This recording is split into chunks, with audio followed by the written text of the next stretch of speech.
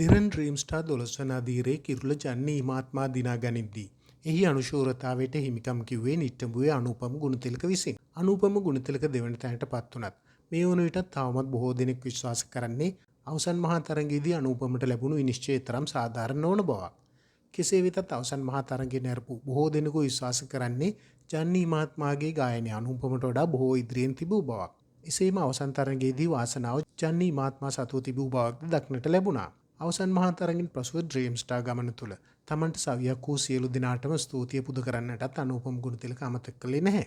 අනූපම dream star තරගාවලිය ආරම්භයේ පටන්ම තම ගායන හැකියාවන් කෙමෙන් ඔප්නංවා ගනිමින් මේ වන විට ඉතාමත් විශිෂ්ට ගායකයෙකුගේ ලක්ෂණ පෙන්නුම් කිරීමෙන් සිටිනවා. ඉතින් අනූපමට ආදරය කරන රසික පිරිසට විශේෂිත ආරංචියක් තමයි අද අපි කියන්නේ. ඒ අනූපම ගුණතිලකයේ පළමු විදේශ ප්‍රසංගය සඳහා ඇති සූදානම් පිළිබඳව. අනූපමට පළමු විදේශ ප්‍රසංගය සඳහා මේ වන විටත් කුවේට් වලින් ආරාධනා ලැබී ඇති බව අපට දැනගන්නට ලැබෙනවා. ඒ අනුව අනූපමට ආදරය කරන කුවේට් වෙසෙන ශ්‍රී ලාංකිකයින්ට ඉතාමත් ඉක්මනින් අනූපම දැක බලාගත හැකි වනු ඇති.